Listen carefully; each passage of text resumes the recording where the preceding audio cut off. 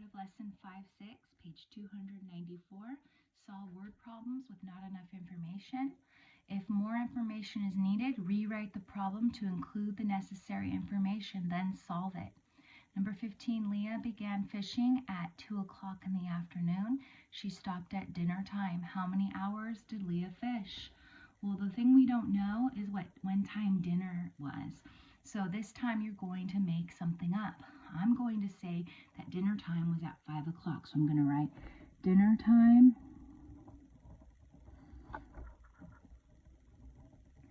was at 5 o'clock. So then my answer would be, if she began at 2 o'clock and finished at dinner time, then that would be 2 o'clock, 3 o'clock, 4 o'clock, 5 o'clock. That would be 3 hours. So I'll say Leah fished for 3 hours. Leah fished for 3 hours. Okay. If you picked a different time for dinner, then your answer would change. You would just count the time from 2 o'clock until when you chose dinner time to be. Okay. So if you picked 6 o'clock, it would have been 4 hours. 7 o'clock, 5 hours, and so on, all right? Number 16, the train traveled 376 miles on Tuesday. It traveled even more miles on Wednesday. How many miles did the train travel on Tuesday and Wednesday? So they want us to add Tuesday and Wednesday, but it only tells us in the question how many miles were on Tuesday. So we need to pick something for Wednesday. Now notice how it says even more. So it has to be a number that is higher than 376 because it says even more. So I am going to say 380. So I will say it traveled, it's up to you what you want to put. That would your answer would change, right? Because we're going to have to add those numbers up. So it traveled 380 miles on Wednesday. Okay, and so then I would have to add up my number. So everybody would have 376 as their first number to add. Put that over. And then whatever number you picked for Wednesday, you need to add that. So I'm going to put 380.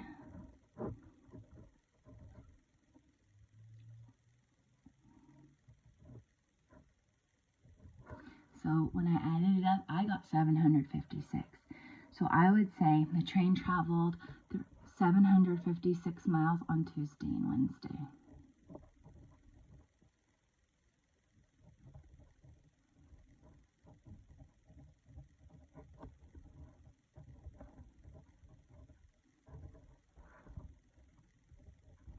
You know what, I'll say in all. Okay. Number 17. Let's make it a little more sturdy. The kitchen store sold 532 pans and 294 pots. Then some pans were returned. How many pans were not returned? So it's a two-step problem here. So we want to know how many were not returned. So how many were left, basically. So that's going to be subtraction. But, oh wait, I just realized that we have some extra information, don't we? This is how many pans were not returned. So we don't really care about the pots, so forget about that. So it is one step, except you have to eliminate that. So we need to pick a number to say how many pans were returned. I'll just say 2. I'll keep it simple. I'll just say 2 pans. It's up to you what you want to put. I'm going to say 2 pans were returned. 2 pans were returned. So then the question is, how many pans were not returned? So basically, how many were left? So it would be 532 minus 2, which would give me 530 pans were not returned. But you can pick whatever number you want. I kept it simple by just making it 2, but you could do 10. That would still be pretty simple too. Okay.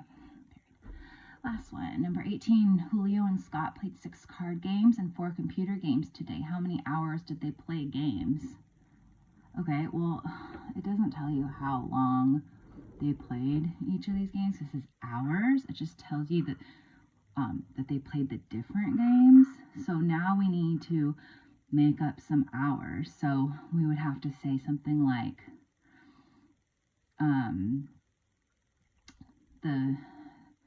they played 6 card games for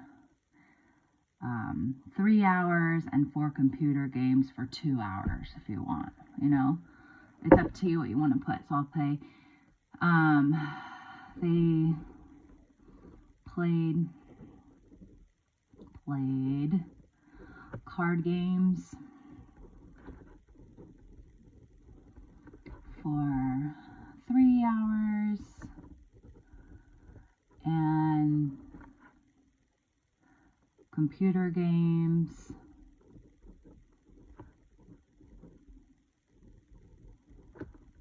for 2 hours. That's a lot of gaming, huh? And I'll say they played games for 5 hours. I would just add up 3 hours and 2 hours, right? They played games for 5 hours. All right. What, you guys playing games that long? Okay. All right. Thank you. Signing off.